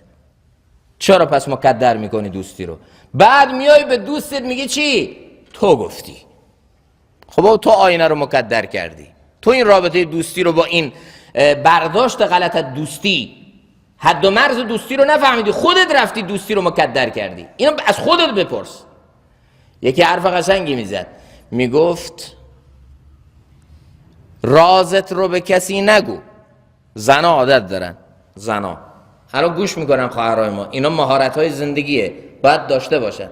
شاید یکم بهشون بر بخوره ولی خب اشکال نداره، باید بفهمن اینا رو. خواهرای ما عادت دارن تا میشینن تو یک محفلی مجلسی، اگه قلیون هم باشه که دیگه واویلا، بعد حرفا میزنن، بعد میگه به کسی نگیا. خب با 2 کلمه تو گفتی، تأکید کردی، اونم دیگه نمیگه، دیگه میگه رازت رو به کسی نگو. اگر بهش گفتی بهش نگو که به کسی نگه، چون رازی که تو خودت از خودت نتونستی نگه داری، او از تو نمیتونه نگه داره. فهمیدی چی شد؟ رازی که از توه و تو خودت نتونستی نگه داری، چطور از دیگری توقع داری که او راز تو رو نگه داره؟ اون میتونه که نگه. یالله تو خبر داستاول و ناوی نگم، میتونه کم بعد بگم، حداقل یه جایی میگه. تو خودت به راز خودت وفادار نبودی، اون میخواد چطور به راز تو وفادار باشه؟ بله پیامبر گفته مشوره کن، اما تو مشوره ها اسرار زندگی خودت رو هر جا فاش نکن. در بیان این 3 کم جنبان لبت. مولانا داره به ما یه مهارت ها یاد میده، میگه در بیان این 3 کم جنبان لبت، تو این 3 تا چیز کمتر حرف بزن. از ذهاب و از ذهب و از مذهبت. 3 چیز رو لازم هر جا بری بگی. 1 ذهاب، راه و مقصده. 2 از ذهب، از ثروت و داراییت. خب و از مذهبت، مذهب اسم مکانه، از ریشه ذهبه یعنی محل رفتن، اقامتگاهت. لازم نیست تو هر جا بری در حقیقت از همون اول بگی از فلان مسیر میریم، به کجا هم میریم. خب بابا همین به گوش دشمنت میرسه، همین به گوش بدخواهت میرسه، تو وسط را یه جای ناکوتت میکنه. چه لزومی داره تو بیایی همه اینا رو بگی به همه؟ من چقدر پول دارم، من چقدر دارایی دارم، یکم میاد توش لاف و گزاف میکنه، قاطی پاتی میکنه، بعد میبینی که چی شد؟ رشک ها و خشم ها و چشم ها بر سرت ریزد چو آب از مشک ها. خودش آمده تمام ثروت و داراییشو ویترینی کرده، هر چی داشته و نداشته به رخ مردم کشیده، عکس سلفی گرفته پخش کرده، یه لبخند الکی که توش دنیای غمه فقط به خاطری که دیگرانو بجزونه، یه عکس پخش کرده. بعد جنگ تو خانه رو شروع کرده، بعد این به گوش ایکس میرسه، به گوش ایگرگ میرسه. تو اگه واقعا شادی، لزومی نداره شادی تو بیای چیکار کنی؟ پخش کنی این طرف این طرف. تو داری یه غم رو مخفی میکنی، نمیخوای شادی خودتو پخش کنی، تو میخوای غم خودتو مخفی کنی. حالا این میرسه به گوش یک بدخواه تو، همین عکس سلفی از این سفره تاق، عکس سلفی از این نمیدونم مبل تاق، عکس سلفی نمیدونم از این سفره رنگارنگ تاق. این میرسه به گوش حاسدای تو، میرسه به گوش دشمنای تو، میرسه به گوش همترازای تو که این موقعیت رو ندارن. چی میشه؟ خشمها و رشکها، یعنی حسادتها و چشمها. چشم میکنن تو رو، چشم زخم گرفتار میشی، به حسد گرفتار میشی. به چی گرفتار میشی؟ به خشم گرفتار میشی. یه عده از این جامعه بهت خشم میکنن، ناکت اوه اینقدر پول داره، حالا که بدبخت هیچی نداره، فقط همین عکس سلفی رو داره. آس و پاس این ما حاضریم بدبخت زندگی کنیم ولی دیگران فکر کنن که ما چیم؟ ها؟ خوشبختیم. به درک بدبخت زندگی میکنم اما بذار دیگران فکر کنن من چیم؟ خوشبختم. مشکل جامعه ما اینه. مشکل جامعه ما اینه که ما دنبال خوشبختی نیستیم، ما دنبال خوشبخت تر شدنیم. به هر سطحی از خوشبختی که برسیم ببینیم یکی دیگه از ما خوشبخت تره، این خوشبختی رو بدبختی میبینیم. برای همین که هیچ وقت به خوشبختی نمیرسه. بعد میگه خوشبختی کو؟ محبت گر شود پیدا به هر قیمت خریدارم. در و دیوار و خونش به این نفرین ریخته و آه ریخته و اصلا عجیب. بابا تو اصلا دنبال خوشبختی نیستی، تو دنبال خوشبخت تر شدنی، تو دنبال خوشبختی نیستی، تو دنبال اینی که بدبخت زندگی بکنی ولی دیگران تو رو خوشبخت ببینن. اصلا تو نمیدونی آدرس خوشبختی رو، تو نمیدونی. بعد بگی چرا خوشبخت نیستیم؟ چی میتونه ما رو خوشبخت کنه؟ به طرف گفتن چی میخوای؟ آرزو بکن، هر چی خواستی بهت میدیم، ولی 2 برابر اون چیزی که تو میخوای به باجناقت میدیم. اوه چه فایده از این داشتن؟ من هیچی نمیخوام. بابا فرصت خوبیه، هر چی خواستی بهت میدیم ولی خب 2 برابرش رو به باجناقت میدیم. باید فکرامو بکنم. فردا صبح آمد گفتن فکراتو کردی چیه؟ گفت محبت کنی یه چشممو کور کنی. چه از باجناقم چیکار بشه؟ هر 2 تا کور بشه. اون چشم دیدن دنیا نداشته باشه، من نیمی از بینایی رو از دست بدم اشکال نداره. اینه بدبختی ما. بنابراین مولانا اینجا این رو داره توصیه میکنه به من انسان قرن 21 که آقا آدرس خوشبختی رو داری غلط میری. ببینی بچه یه بادبادک هم دستش میدی مهم نیست با چی خوشبخت باشه، بچه فقط دنبال خوشبختیه. بنابراین اگه بادکنک هم دستش میدی خوشبخت، چون اصلا اون مهم نیست با چی خوشبخت بشه. برای اون چی مهمه؟ اگه بچه هم بیاد با خودش فکر کنه بادبادکای دیگه هست گنده تر از این چیه، من با این میخوام خوشبخت بشن، اون جای دیگه که بالون هوا میکنن تو بالون میرن کیف میکنن، ساحل آج میرن سوار بالون میشن، من بادبادکی داده دستم بابا میگه خوش بر. اگه بچه اینطوری فکر کنه هیچ وقت خوشبخت نیست. بچه همیشه شاده. چرا؟ چون شادی براش هدفه. بچه همش خوشبخته. میدونی چرا؟ چون خوشبختی براش هدفه. ولی من بابا با هیچی خوشبخت نیستم، با هیچی شاد نیستم. چرا؟ چون برام مهمه با چی خوشبخت بشم. میتونم با یه چیز کوچک خوشبخت باشم، اما با این چیز کوچک خوشبختی اگه همینه ما نخواستیم، خوشبختی اگه پرایده که ما نخواستیم. خب بنده خدا خیلی تو همین جامعه هستن پرایدش هم ندارن. چرا با پراید خوشبخت؟ تو رو که الان ماشاءالله این دولت تدبیر و امید الان میلیاردر کرده، با پراید 100 میلیون پول داری. اصلا تصورش هم میکردی یه روزی به تو بگن 10 سال پیش آقا یه روزی میرسه تو ماشین 100 میلیونی سواری؟ اصلا تصور نمیکردی. این دولت تو رو الان سوار ماشین 100 میلیونی کرده که اینطوری فکر کن. بعد خوشبختی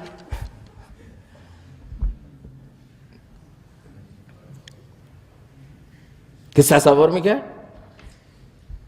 10 سال پیش به من میگفتن تو ماشین سوار میشی 200 میلیون قیمتشه. باور بکن با هیچ چیزی این مخ من اینو نمیتونست درک کنه، اما حالا دارم درک میکنم. 405 سوارم 200 میلیون. این خوشبختی نیست چیه این؟ به هر حال بچه براش مهم نیست با چی خوشبخت باشه. چی براش مهمه؟ بگید خوشبختی مهمه. برای همین همیشه خوشحاله، با بادبادکش هم خوشحاله. یه چوبی انقدی بده دستش، بعد 5 دقیقه میبینید تمام شاده که کیف میکنه. تو پاکستان میگه یک بنده خدایی رو دیدن که پنچرگیری کوچیکی داره، یه سویت دنجی هم بالای خونش داره، بعد این آقا همیشه شاده، ماشاءالله دم مغازش نشسته با بچهش خوشوبش میکنه و شاد خوشحال. یه بنده خدایی با ماشین آخرین سیستم هر روز از کنارش رد میشه، میگه خوش به حالت، خوش به حالت، بیغم. تو ماشین آخرین سیستم ها، ولی به اون نگاه میگه خوش به حالت. یه روز رفت جاش ترمز داشت، شیشه داد پایین، فلانی گفت بله، چی کار کردی خوشبختی؟ به پنچرگیریه گفتم با اون مغازه کوچکش پایین بالا یک سویت دنجی زده. بعد گفت چه کاری اینقدر شادی؟ بعد اون یه جواب داد، گفت ببین نیچه دکان، اوپر مکان، بیوی پتان، بچه حافظ قرآن، فبأی آلاء ربکما تکذبان. همه این نعمت‌ها رو الله به من داده، کدوم یکی از نعمت‌های الله، کدوم یکی از نشانه‌های قدرت الله رو میشه تکذیب کرد؟ آقا پایین دکانمه، بالا خونمه، بچم حافظ کل قرآن، زنمم پتانه که چی؟ هم خانداره هم بچه زیاد تولید میکنه، یارانه ماشاءالله. من چی کم دارم؟ چرا غم بخورم؟ فبأی آلاء ربکما تکذبان. بعد این فهمید که آقا شادی یه چیز ذاتیه، درونیه. شادی رو باید تو دنیای گم شده خودت پیدا کنی، نه تو عالم بیرون. هیچ چیز بیرون نمیتونه شادت کنه تا وقتی در درون خودت به یه فیصله‌ای نرسی. بنابراین مولانا میگه از این سلفی بازی‌ها و از این ظاهرسازی‌ها و از این نمیدونم ثروت‌ها و خوشبختی‌های ویترینی، از اینا فاصله بگیریم. میگه در بیان این 3 کم جنبان لبت. تو 3 تا چیز خیلی مواظب باش، محتاط باش، خیلی حرف نزن. یک از ذهاب، از راحت، و ذهب، و دیگه از ثروتت، از طلات، از داراییت، و از مذهبت، دیگه از چی؟ از محل اقامتت، از محل رفتنت، از اینجا از اون کجا میخوای بری، فعلا چی نگو، چی کار دارید؟ کینسه را خصم است بسیار و عدو. این 3 تا خیلی دشمن داره، مواظب باش. در کمینت ایستد چون دانه دو، ور بگوی با 1-2 الوداع. کل سر جاوز الاثنین شا. اگه به یکی دیگه هم گفتی تمامه دیگه. فرض کن به همه شهر گفتی، من گفتم دیگه، تو به ننت میگی، ننت به خالت میگه، خالت به عالم میگه. یعنی هر حرفی که از بین 2 نفر خارج شد او دیگه پخش شده، اونم نمیتونی جمع کنی دیگه. گر 2-3 پرنده را بندی به هم، بر زمین مانند محبوس از علم. 2-3 تا پرنده را اگه به هم ببندی یه جایی محبوسشون کنی، اینا نمیتونن پرواز کنن. مثالی میزنه مولانا و در حقیقت برای فهم خود اون حیوانات، از حیوانات براشون مثال میزنه. 2-3 تا پرنده رو به هم ببندی، همونطور اگه رازها تو کنار هم ببندی نگه داری، برای خودته. اینا دیگه تو هوا پرواز نمیکنه، به هر سمت و سوی نمیره. مشورت دارند سرپوشیده خوب، در کنایت با غلط افکن مشوب. حالا اگه یه وقتی هم میخوای مشوره بکنی، این وقتیه که یه مشاور کاملا قابل اعتماد، حکیم، عاقل و فقیه وجود نداره. حالا یه مشاوری داری که هم چیه بگید؟ فقیهه، هم حکیمه، عاقله، خب و هم متدینه. با این شاخصها اگه پیدا کردی که کم پیدا میشه، خب اون بحثش جداست، میتونی سرت هم بهش بگی، چون این مشوره قشنگتری بده. اما اگه اینا نبود، با کنایه حرف بزن. یعنی چیکار کن؟ تلویحی حرف بزن، توریه کن. لازم نیست همه حال رو براش کاملا توضیح بدی. مشورت دارن سرپوشیده خود، اگه میخوای مشوره بکنی سرپوشیده باش. در کنایت با غلط افکن مشوب یعنی مخلوط آمیخته. این حرفی بگو که دو پهلو باشه و یه جور آمیخته باشه با یه چیزایی که طرف نتونه که دقیقاً سر تو چیه. مخفیانه مشوره کن. مشورت کردی، پیامبر بسته سر. پیامبر گاهی اوقات مشورتاشو سربسته میکرد. گفته ایشانش جواب و بیخبر. طرف مقابل مشوره پیامبر رو اجابت میکرد، بهش رأی هم میداد اما نمیفهمید چی شده، ولی رأیش رو پیامبر ازش گرفته بود. در مثالی بسته گفتی رأی را، تا نداند خصم از سر پای را. پیامبر عادتا نظر خودش را همراه با یک مثال میگفت تا دشمن چیزی از او سر در نیاره. او جواب خیش بگرفتی از او، پیامبر او رو به نوعی تخلیه اطلاعاتی میکرد، ازش مشوره میگرفت، از رأی و فکرش استفاده میکرد و سوالش می نبردی غیر بو. اما از سوال پیامبر کسی بو نمیبرد که راز پیامبر چیه، سر پیامبر چیه. قصه مکر خرگوش. بس دیگه، این خرگوش عجیب داستانی داره نه؟ ساعتی تأخیر کرد اندر شدن، بعد از آن شد پیش شیر پنجه زن. یکم با تأخیر رفت، قصدن با تأخیر رفت. خب از اون ساعت مقرری که قرار بود بره دیرتر رفت. حالا شاید اونجا هم ساعت‌ها جلو عقب می‌بردن، این بیچاره گیر کرده بوده که الان 6 ماه اول دوم جلو رفت، عقب آمد.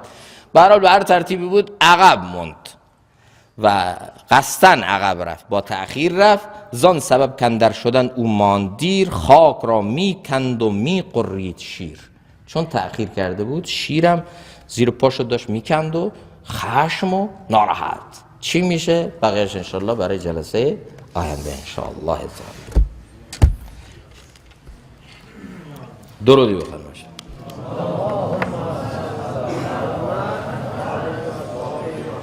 جمالنا دعا کنیم. بفرمایید.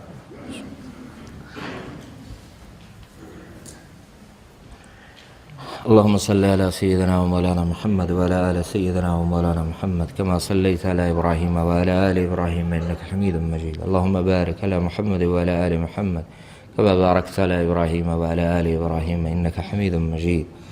اللهم يا أكرم الأكرمين يا أرحم الراحمين يا خير المسؤولين يا خير المعطين يا ذا الجلال والإكرام يا ذا الجلال والإكرام يا ذا الجلال والإكرام يا صريخ المستصرخين يا منتهى العائذين يا مفرج عن المكروبين يا مربح عن المغمومين يا فارج الهم يا كاشف الغم يا مجيب المضطرين يا راحم المساكين يا رب المستضعفين يا سميع الصوت يا سميع الصوت يا سميع الصوت يا بصير يا بصير يا بصير.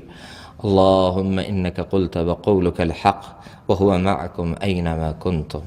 الا تو گفتی و گفته تو حقه و هو معکم اینما کنتم. او با شماست هر کجا باشید. الا تو حاضر این جمعی یا الله. الله تو ناظر این جمعی یا الله. یا الله تو سمیعی، تو میشنوی الله، تو میبینی یا الله و تو رازهای نهان ما رو، احتیاجهای ما رو، نیازهای ما رو از خود ما بهتر آگاهی یا الله. الله تو از خود ما بر خود ما مهربانتری یا الله. الله نبی تو خبر داده از یا الله 100 رحمتی که تو داری، 100 محبتی که تو داری، فقط یکی رو تو دنیا فرستادی. اگر امروز مادرها فدای فرزندای خودشون میشن، مادرها خودشونو به آب و آتش میزنن برای فرزند، اگر مادر نمادی از محبت شده، این 1% محبت توه و 99 برابر این محبت پیش توه یا الله. الا نبی تو خبر داده یا الله که از یک مادری که دنبال فرزند خودش میگرده سراسیمه این طرف و این طرف میدوه تا فرزند خودش رو پیدا کنه، تو از این مادر یا الله به بنده خودت مهربانتری ربا. الله نبی تو خبر داده که اگر یک بنده با توبه کنه، صلح کنه، با تو آشتی کنه، دست از تمرد و طغیان تو برداره و به سمت آغوش و رحمت تو بیاد، تو بدون اینکه تو احتیاج داشته باشی ربا. الله تو اینقدر خوش میشی مثل اون فردی که در دل بیابان شتر و زاد و راه و همه چیزو گم کرده، و ناامیدانه یک جا خوابیده و منتظر مرگه، یک مرتبه چشم باز میکنه، شتر رو و همه توشه رو یک جا میبینه، چقدر خوش میشه. ربا تو از این هم بیشتر خوش میشی وقتی یک بنده تو با تو صلح میکنه، آشتی میکنه، بنده توبه میکنه، بنده بر میگرده، تو بدون این که محتاج باشی ربا، بدون این که تو یالله نیازی داشته باشی ربا، باز هم یالله از توبه بنده خودت همین قد خوشحال میشی ربا. الله تو ارحم الراحمینی، تو مهربان مهربانانی، الله تو ودودی، الله تو یالله تو ذاتی هستی که از هر مهربانی مهربان تری ربا. یا الله تمام غمهایی که ما در دنیا داریم فقط به خاطر اینه که ما از مهربانی تو یا الله، از دوستی تو یا الله ما غافلیم یا الله. یا الله ما نمیدونیم اون چیزی که ما شر میبینیم، ما بد میبینیم، در همون هم لطف تو مخفیه یا الله، در همون هم لطف تو پوشیده هست یا الله. همونطور که در دوای تلخ مادر که به حلقوم نوزاد میریزه شفقته، همونطور که در آمپولی که مادر به بدن بچه فرو میکنه اگه چه درد داره اما تو شفقته، همونطور یا الله در هر چی که تو بر ما میاری یا الله، در اونها یا الله چیزی به نام شر وجود نداره، بیدک الخیر و یا الله همه خیر در دست توه، شر یک چیز نسبیه، ما شر میبینیم یا الله، هرچی از جانب تو میاد خیر مطلقه یا الله. الله ما تو رو نشناختیم و این غمهایی که در سینه های ماست در اثر عدم شناخت ما از تو یا الله، به خاطر اینه که ما نفهمیدیم تو از هر مهربانی و مهربانتری. به تیغ جراحی دکتر اعتماد داریم، به حکمت و اعتماد داریم و به شفقت و اعتماد داریم، به تبحر او و به قدرت تیغ او اعتماد داریم، لذا گاهی او بدن ما رو میشکافه، گاهی قطع میکنه اما بازم ازش تشکر میکنیم. اما همین قدر که به تیغ جراحی دکتر اعتماد داریم، به تیغ قضا و قدر تو اعتماد نیست. الله نعمت تو آمد شکر ما نکردیم و یا الله ابتلا و آزمایش تو آمد صبر نکردیم. الله نعمت آمد تو نعمت ها نافرمان شدیم، سرکش شدیم، غافل شدیم، باغی شدیم. یا الله نعمت رو در راه نافرمانی تو صرف کردیم، در راه بغاوت تو، شکستن امر تو صرف کردیم. یا الله یا الله این غمهایی که در سینه های ماست نتیجه یا الله اینه که ما از تو غافلیم. یا الله نتیجه اینه که یا الله ما اعتماد به قدرت تو نداریم، نتیجه اینه که ما تو رو مالک مطلق نفهمیدیم، نتیجه اینه که ما خود رو عبد مملوک نفهمیدیم و نفهمیدیم که هر چه داریم از مال، از جان، از عرض و آبرو، از فرزند همه از توه. یا الله و یا الله به تو اجازه تصرف در مخلوق خودت نمیدیم. یا الله فراموش کردیم عبدیم، فراموش کردیم مملوکیم، فراموش کردیم از خود هیچی نداریم، فراموش کردیم از توییم و فراموش کردیم که مالک حقیقی تویی. یا الله و فراموش کردیم یا الله که همه چیزی که در دست ماست عاریتیه، موقتیه، یک انتصاب یا الله جزئیه. حقیقت امر اینه که همه از آن توه. ولله میراث السماوات والارض.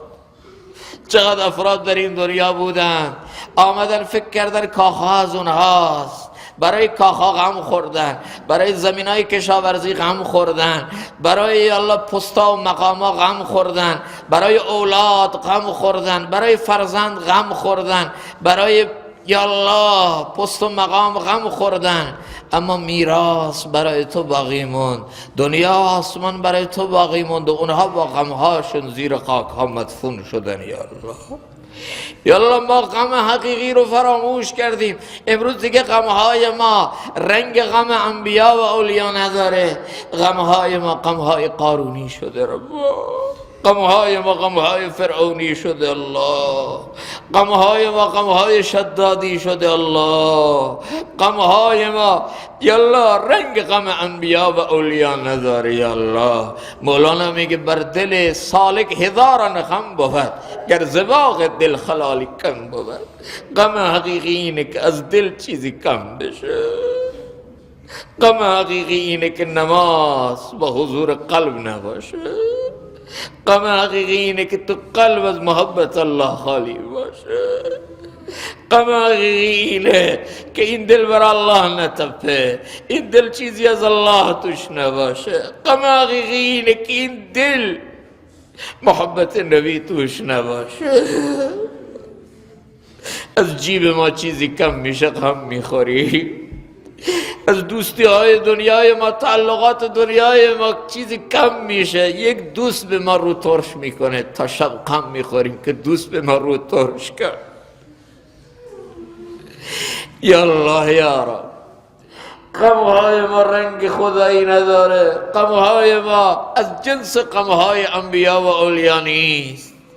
غمهای پوچ تو خالی، غمهای یا الله از جنس غمهای قارون ربا، از جنس غمهای فرعون ربا. برای پست و مقام غم میخوریم، برای زراندوزی غم میخوریم، برای تعلقات و تملکات دنیا که مال ما نیست، از ما نیست، برای این غم میخوریم. برای تعلقات خاطر دنیای خودمون غم میخوریم، برای زن و فرزندی که مال ما نیست. و اینها رو تو عنایت کردی، اینها رو تو به ما دادی. مالک حقیقی اینا تویی. تو یالله بر اینا مهربان تری. تو مالک اینا هستی، ما مالک مجازیم، ما مربی مجازیم. مربی حقیقی تویی، مالک حقیقی زن و فرزند ما تویی، غمخوار واقعی اینا تویی. ولی ما تکیه بر خود کردیم و اعتماد بر خود کردیم و فکر میکنیم که ما میکنیم و فکر میکنیم اینا از ماست و برای چیزی غم میخوریم که اصلا مال من نیست. ربا ما فراموش کردیم ربا که با آمدن موت همه این تعلقات و تملکات و همه این دلدادگی ها و وابستگی ها همه تمام میشه. با آمدن موت ما همه اینا رو قرار یک جا ببازیم.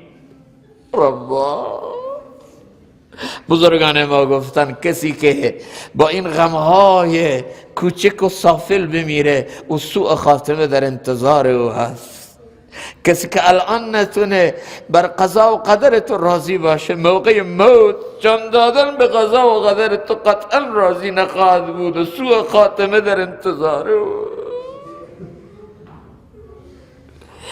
کسی که الان اعتماد بر تو نکنه، لحظه مرگ که قرار همه رو برای تو ترک کنه دیگه اعتماد به تو نمی کنه. کسی که الان نتونه یا الله به محبت تو، به مالکیت تو، به قدرت تو اعتماد کنه، تو این غمهای کوچک اون لحظه که با آمدن مرگ قرار همه رو بگذاره، اون لحظه دیگه قطعا رو نمیتونه به تو اعتماد خوبی بکنه. همه رو به تو بده و بگه فزت و رب الکعبه. همه رو به تو بده بگه ما تربا. همه رو به تو بده بگه موت تحفه است. همه رو به تو بده بگه موت پلیه که دوست رو به دوست میرسونه. همه رو به تو بده لبخند بر لب او باشه و مشتاق دیدار تو باشه و بره. ربا ما با این تعلقات و تملکات کذایی و دروغینی که از ما نیست خود رو وابسته کردیم و الله خود رو نابود کردیم. یا الله الله غمهای ما رو صبغه خدایی بده. غم ما تو باشی الله و با غم تو از همه غمهای دنیا رها بشیم، آزاد بشیم. ربا غم ما فقط تو باشی الله، غم ما فقط تو باشی الله.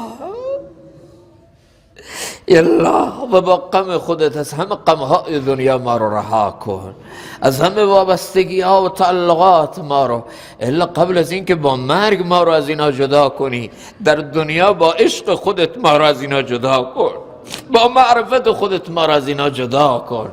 الا به ما بفهمان، الا به ما بصیرت بده، الا به ما چشم واقع بین و حقیقت بین بده، قبل از این که با لحت و خشت لحت متوجه بشیم که ما از کسی نیستیم، نہیں ہو کسی کا تو پر کیوں ہو کسی کا، انہی کا ہوا جا رہا ہوں.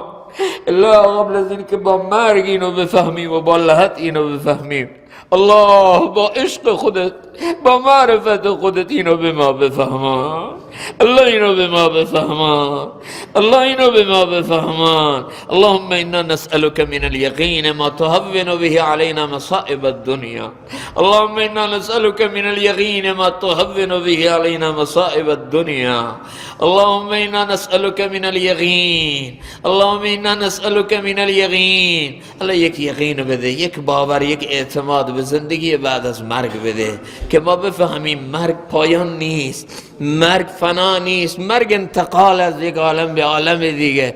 الا آخرت رو نصب العین ما کن، الا آخرت رو یا الله نصب العین ما کن، آخرت رو مقصود کن، مطلوب کن، ما رو ابناء الاخره کن یا الله، ما رو یا الله بنده دینار و درهم نکن، ما رو با این تعلقات و تملکات پوچ دنیا یا الله، خلقت فالم جز مست خدا نیست، بالغ جز رهید از هوا، الا ما را از هوا و هوسا خلاص کن، از این غمهای سافل و کوچک ما رو خلاص کن، الا غم ما رو غم عمر بن خطاب کن، غم رهایی بیت المقدس کن، قبل اول ما مسلمان ها، آبرو عزت ما مسلمان ها امروز دست یهود و نصاراست.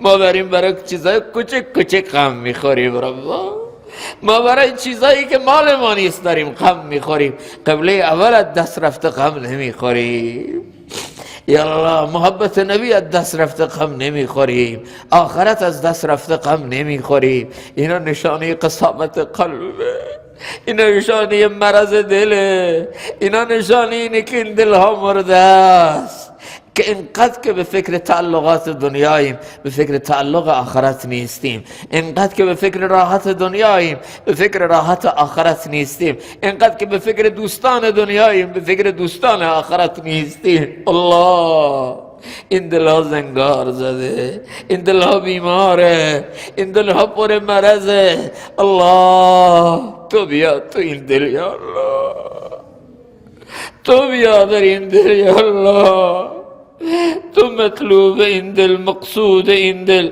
تو این دل رو از خود کن الله. الله با عافیت ما رو تا آخرین حد ولایت و دوستی خودت، ولایت صدیقین برسان. الله با اون کسایی که در دنیا به خاطر تو محبت داشتیم ما رو از صف اونا جدا نکن. الله با اون کسایی که در دنیا به خاطر تو محبت داشتیم رب در قیامت ما را صف اونا جدا نکن. اون روزی که اعلام میشه وامتاز الیوم ایها المجرمون،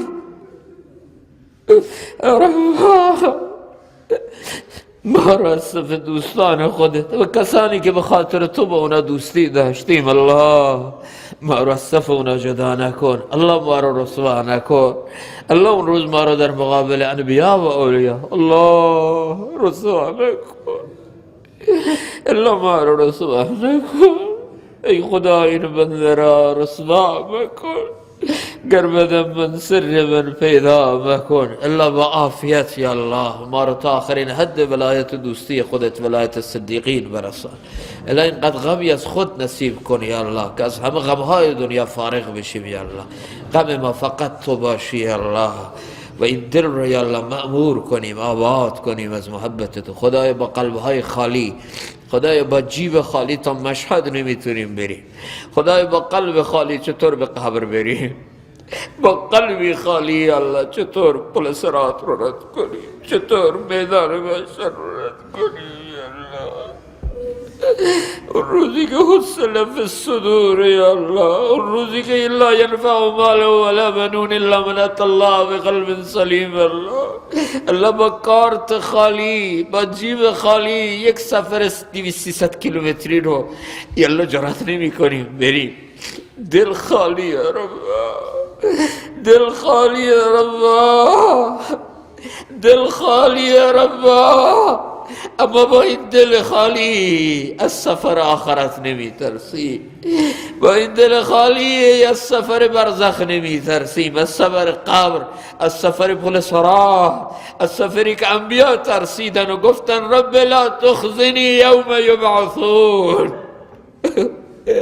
از سفری که انبیا و اولیا می ترسیدن، ما نمی ترسیم. رب الله تو بر ما رحم کن، رب الله تو بر ما رحم کن یا الله. یا الله هدایت رو عام کن یا الله، هدایت رو یا الله به اطراف و اکناف عالم برسان یا الله. امت دعوت رو، امت اجابت رو یا الله، هدایت رو در همه به صورت تکمیل برسان یا الله. یا الله تحولاتی در عالم در حال شکل گیریه یا الله، این تحولات رو به نفع اسلام و مسلمین بفرما یا الله.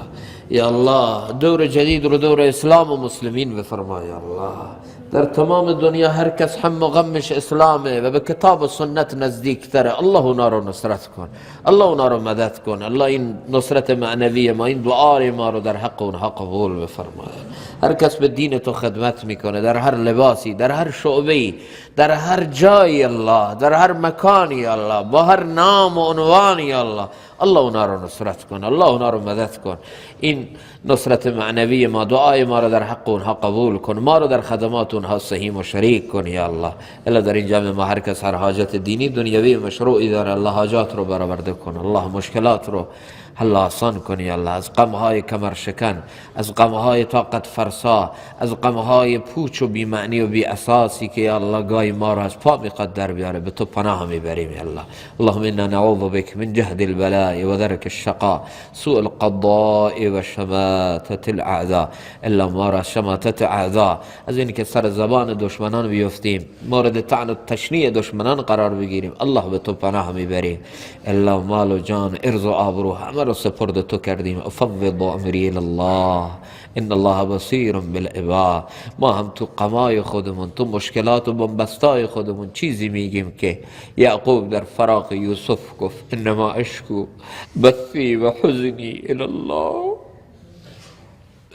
انما اشکو بثی و حزنی الی الله، انما اشکو بثی و حزنی الی الله. الله انما اشکو بثی و حزنی الی الله. الا هر غم طاقت فرسا رو، هر اندوه رو الا به تو شکوه میکنیم الله. تو بر ما آسان کن یا الله. پیش کسی دیگه نمیریم، از قضا و قدر تو به کسی دیگه شکایت نمی کنیم. اینا رو از تو میدونیم الله، اینا رو برای تربیت میدونیم، برای رشد میدونیم الله، برای تعالیم میدونیم، برای فکر آخرت میدونیم الله. و یا الله عافیت بده، عافیت تو برای ما سهل تر و آسان تر یا الله. و ما را تا آخرین حد ولایت و دوستی خودت با عافیت برسان. الا والدین ما را صحت، سلامت، عافیت نصیب بفرما. اونایی که فوت کردن الله غریق رحمت های خاصه خودت بفرما. الا مشکلات اقتصادی جامعه ما رو مرتفع کن یا الله. در رأس اقتصاد ما یوسفی قرار بده یا الله. یا الله یک اقتصاددانی رو در رأس، کاردانی رو، شایسته ای رو در رأس اقتصاد جامعه ما نجات بده، همونطور که یوسف اقتصاد فلج مصر رو نجات داد یا الله. در رأس جامعه ما هم، در رأس اقتصاد جامعه ما هم یا الله بهترین ما رو بگمار. و یا الله در اثر اعمال بد ما بدترین ما رو بر ما مسلط نکن. ربنا تقبل منا انك انت السميع العليم وتب علينا انك انت التواب الرحيم. آمين برحمتك.